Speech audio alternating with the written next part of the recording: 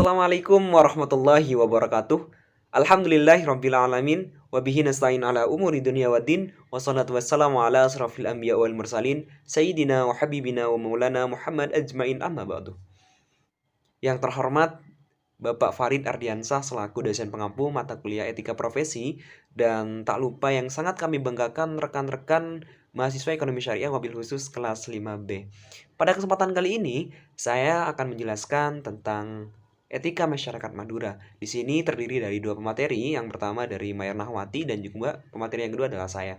Untuk pemateri yang pertama akan menjelaskan secara mendasar.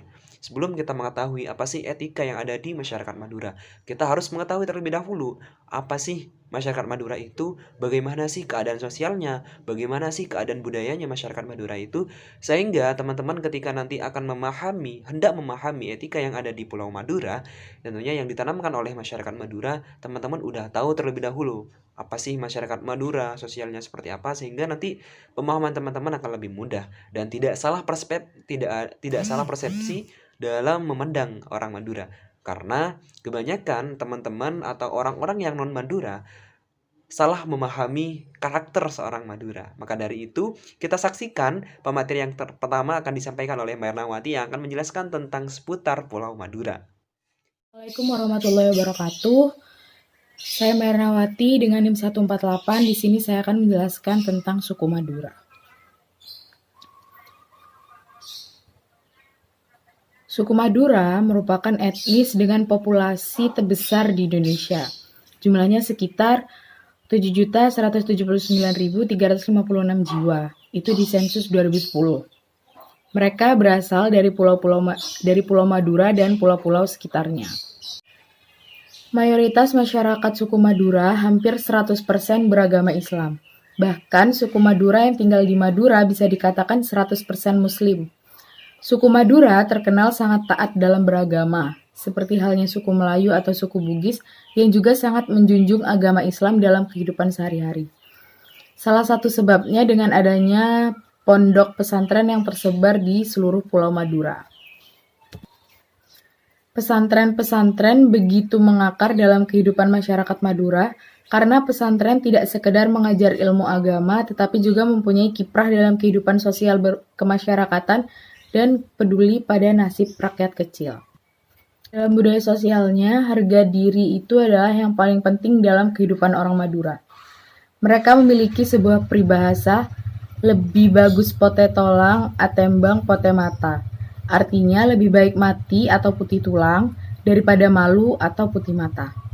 Sifat yang seperti ini melahirkan tradisi carok pada masyarakat Madura. Tetapi tradisi ini lambat laun melemah seiring dengan terdidiknya kaum muda di pelosok desa.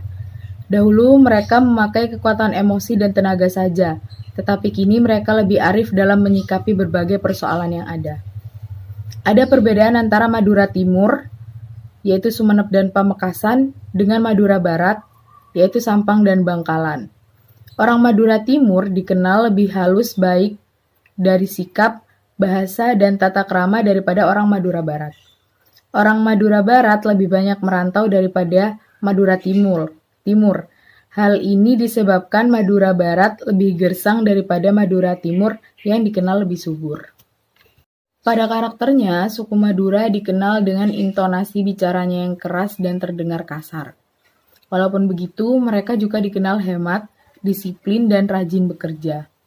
Selain itu, orang Madura dikenal mempunyai tradisi Islam yang kuat, sekalipun kadang melakukan ritual petik laut atau rokat tase, atau sama dengan larung sesaji. Oke, baik teman-teman semuanya, di sini saya akan melanjutkan presentasi pada kesempatan kali ini. Yang akan kita bahas pada kesempatan kali ini adalah etika dalam masyarakat Madura. Tentunya dalam memahami sesuatu, tadi saudari Mayer Nahwati sudah menjelaskan apa sih masyarakat Madura itu. Yang belum kenal dengan masyarakat Madura, ayo kita ketahui terlebih dahulu sebelum kita membahas etika yang kemudian ada dan menjadi budaya di masyarakat Madura. Kemudian setelah itu bagaimana sih etika ini berlaku dalam sebuah masyarakat? Mungkin tadi sudah dijelaskan secara jelas oleh saudari Marnawati. Dan di sini penerapan etika dalam masyarakat Madura. Kalau kita berbicara tentang etika, ada sesuatu yang identik di daerah Madura. Kalau etika itu bahasa Jawanya, bahasa Indonesianya. Kalau di Madura itu namanya tengka. Ada yang udah ada aku dengan tengka, mungkin orang-orang Madura, orang yang teman-teman yang berasal dari Madura itu sudah tahu tentang hal itu. Namun teman-teman yang dari luar itu perlu kita ketahui bahwasanya etika dalam bahasa Madura itu juga disebut sebagai tengka, tingkah laku dan dan hal lain sebagai macamnya. Kalau kita mungkin berbicara atau tentang mengaji tentang kitab Ta'lim wa Ta'lim, itu juga disebutkan di awal penjelasannya bahwasanya afdalul ilmi al ilmul hal. Paling utamanya ilmu adalah ilmu hal, ilmu tingkah laku. Kalau di Madura itu namanya ilmu tengka, kalau orang Madura. Nah, lalu apa sih tengka itu dalam bahasa Maduranya gitu? Secara etimologis, kata tengka itu sama dengan kata pola dalam bahasa Indonesia yang kemudian diambil dari tingkah, akhlak, dan lain sebagainya macamnya. Ini hampir sama teman-teman, karena memang ini perbedaan penyebutan bahasa saja sih sebenarnya gitu. Kemudian penggunaan dalam masyarakat Madura berkonotasi pada makna penjagaan sikap dalam hubungan sosial. Dalam artian, bagaimana sih kita berinteraksi dengan rekan-rekan kita, dengan orang yang lebih tua daripada kita, dengan sesama rekan kita, atau mungkin yang lebih rendah daripada kita. Itu bagaimana nih kita bersikap dengan orang-orang tersebut. Bagaimana kita menjaga diri kita agar tidak kebablasan, intinya agar tidak terlalu berlebihan dalam bersikap. Itu yang kemudian perlu yang namanya tengka. Sedangkan makna tengka secara kultural terdapat beragam interpretasi yang disebabkan oleh adanya perbedaan pelapisan sosial keagamaan dalam masyarakat Madura. Nah, kemudian tengka ini juga dimaknai sebagai tertib sosial, keutamaan, kata krama, hingga tanggung jawab moral dan material. Sehingga kalau kita berbicara tengka dalam masyarakat Madura, ini menjadi suatu hal yang pertama ketika kita ingin hidup dalam masyarakat. Masyarakat Madura tidak akan hidup kalau kita tidak menekankan tengka, karena bisa dikatakan tengka ini nomor 1 di Madura, teman-teman gitu. Lalu bagaimana sih praktik atau penerapan tengka dalam kehidupan sehari-hari? Menurut referensi yang saya baca, ini peneliti dari orang Madura juga, ini ada beberapa praktik yang kemudian menerapkan tengka dalam kehidupan sehari-hari. Yang pertama dalam etika keluarga. Nah, ini yang sangat identik, teman-teman. Dalam sebuah penelitian ini kemudian disebutkan, tengka sangat mengedepankan prinsip maskulinitas. Perempuan mengalami subordinasi dengan tidak ditempatkan sebagai simbol sosial secara eksternal. Artinya, di sini ada pembedaan pria dan wanita dari segi tengka ini. Tadi disebutkan dari sosial eksternal. Bahwasanya di sini kita mengetahui bahwasanya kalau di Madura yang boleh keluar bekerja itu yang si suami. Sedangkan lebih cenderung kalau wanita ini, atau bahkan teman-teman udah tahu sih, kalau wanita itu nggak boleh sekolah yang lebih tinggi, nggak boleh keluar rumah, dan seterusnya. Cenderung lebih untuk dia dibekalkan sebagai ibu rumah tangga. Nah, itu kemudian sesuatu yang kemudian terjadi di Madura.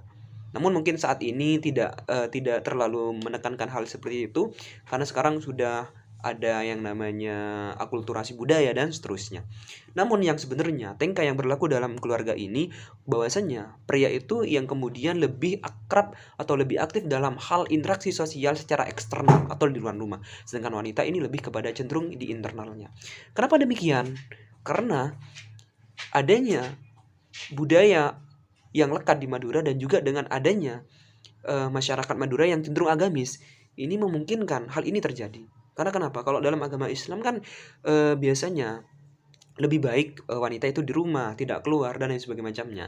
Nah, ini yang kemudian menjadi acuan daripada hal itu. Kemudian yang kedua adalah di bidang kemasyarakatan. Tengka menjadi norma dan simbol penghormatan dalam sosial ritual keagamaan yang menggambarkan kronologi kehidupan manusia di dunia, seperti kehamilan, melahirkan, dan seterusnya. Kalau dalam masyarakat luas, teman-teman, tengka ini menjadi norma atau simbol. Mungkin teman-teman udah tahu sih, simbol penghormatan dalam segala satu hal gitu. Sehingga saya tidak perlu menjelaskan banyak tentang hal ini. Kemudian yang ketiga adalah dalam dunia perdagangan. Nah, ini identiknya juga tidak hanya kita berinteraksi secara sosial dengan orang yang lebih tua, atau mungkin di dalam keluarga, itu tidak hanya itu. Akan tetapi tengka ini juga mengatur bagaimana kita berdagang, bagaimana kita bermuamalah dengan satu sama lain. Bahwasanya sering terjadi di dalam pasar itu transaksi-transaksi yang kemudian tidak sesuai dengan syariat Islam. Ini sebenarnya juga diatur dalam tengka itu sendiri, teman-teman. Karena memang di Madura itu identik dengan masyarakatnya yang cenderung agamis, sehingga dengan adanya tengka ini kemudian menghilangkan hal yang seperti itu. Sehingga tengka ini mengatur bagaimana sih berdagang yang baik, bagaimana nantinya di pasar-pasar tradisional, karena pasar-pasar tradisional ini, teman-teman, menjadi segala sesuatu yang memang sumber penghidupan di masyarakat Madura. Atau kan memang di sana banyak yang pasar tradisional ya, daripada yang kayak semacam mall atau Carrefour dan lain sebagainya macamnya itu. Kemudian yang ketiga adalah kehidupan sosial politik di Madura. Nah, sebenarnya ini sangat identik sekali. Karena begini, teman-teman, kalau politik di Madura, misalkan salah contohnya pemilihan kepala desa. Biasanya kalau pemilihan kepala desa itu, tengka yang dimiliki oleh si calon kepala desa kandidatnya ini biasanya sowan terlebih dahulu kepada guru-gurunya, kepada kiai-kiainya, kepada masyarakat atau tokoh masyarakat. Nah, kemudian sekalipun yang mencalonkan itu bajing atau siapapun itu, pasti yang pertama adalah kita sowan kepada guru ngaji yang pertama, guru tulang kalau di Madura namanya. Kebetulan saya juga orang Madura, teman-teman. Kemudian tidak hanya bagi si kandidat, akan tetapi bagi masyarakat yang memilih kepala desa itu sendiri. Kalau dalam memilih kepala desa itu cenderung lebih ikut kepada gurunya. Nah, ini yang kemudian yang disebut tengka.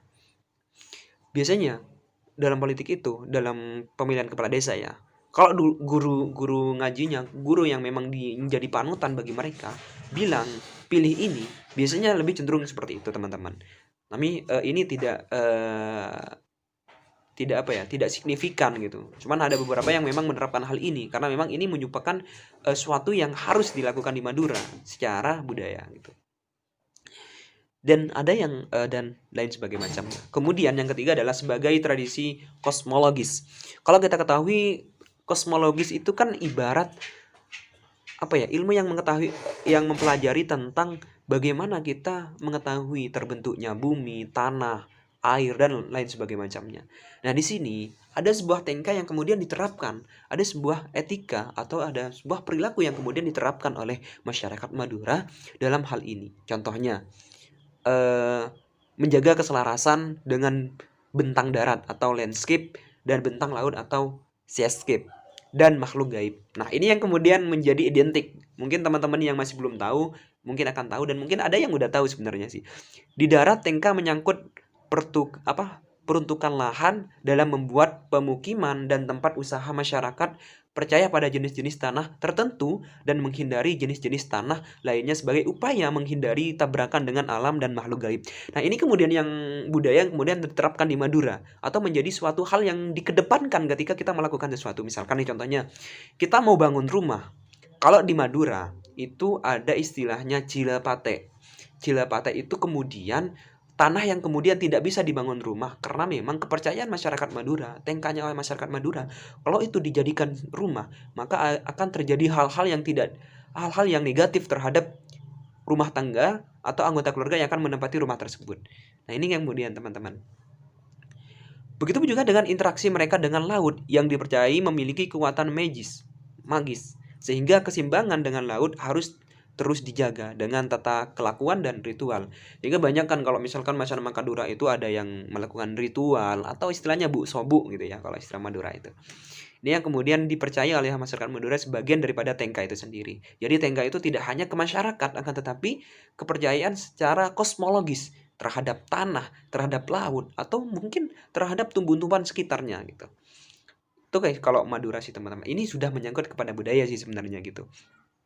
Kemudian apa sih urgensi dan kedudukan etika bagi masyarakat Madura? Etika, tadi saya sudah menyebutkan bahwasanya etika atau tengka ini menjadi suatu yang mendasar atau menjadi yang nomor satu di masyarakat Madura. Biasanya orang Madura itu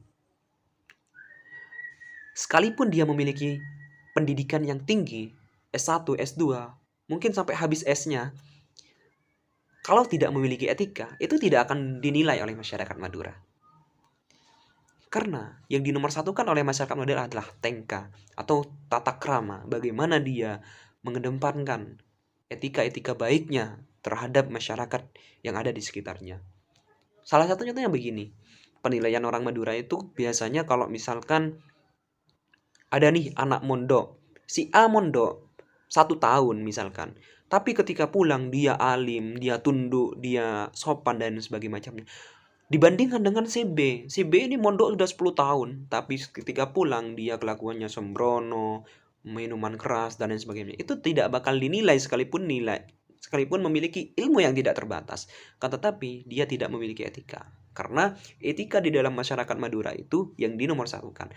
Kan tadi saya sudah sempat menjelaskan menyebutkan sebuah dari dari kitab Ta'lim wa Ta'lim bahwasanya afdhalul ilmi al ilmul hal. Ini sebenarnya sesuatu yang kemudian menjadi dasar bagi masyarakat Madura, bahwasanya ilmu yang paling afdol, ilmu yang paling utama itu adalah ilmu tengka itu sendiri, tingkah laku. Ini yang kemudian saya ambil, saya pahami, saya terapkan, yang kemudian telah dijelaskan oleh guru tulang saya, oleh guru ngaji saya pada saat menjelaskan tentang kitab Ta'lim wa Ta'lim. Jadi urgensi pentingnya tengka ini menjadi nomor 1 di masyarakat Madura. Hingga kita perlu menyesuaikan ketika kita ingin berinteraksi dengan masyarakat Madura. Kemudian teman-teman, kenapa sih kok masih muncul persepsi-persepsi orang di luar sana yang kemudian menganggap bahwasanya masyarakat Madura ini keras, masyarakat Madura ini cenderung lebih kurang aktif, kurang sosialnya gitu, dan lebih cenderung acuh tak acuh gitu. Ini yang kemudian kenapa harus terjadi gitu. Sedangkan masyarakat Madura sendiri cenderungnya lebih mungkin mengedepankan etika. Ini yang kemudian banyak orang yang tidak tahu. Nah, ini yang kemudian saya ingin jelaskan di berikutnya adalah sudut pandang orang lain terhadap masyarakat Madura. Ya, seperti tadi saya jelaskan, mungkin orang luar ketika mendengar nama Madura, ini udah wow, Madura gitu kan. Kayak udah kaget gitu teman-teman. Udah kayak semacam suatu hal yang tidak biasa gitu. Wow, Madura gitu kan. Istilahnya begitu. Kayak Madura keras, kemudian Madura itu orangnya suka berbuat hal yang tidak senonoh atau negatif gitu yang kemudian terjadi. Nah, sebenarnya ini apa sih yang terjadi gitu? Ini saya juga sebenarnya pernah membaca di Histories of Madura. Di bagian awal dijelaskan bahwasanya di sana ada yang namanya stereotype.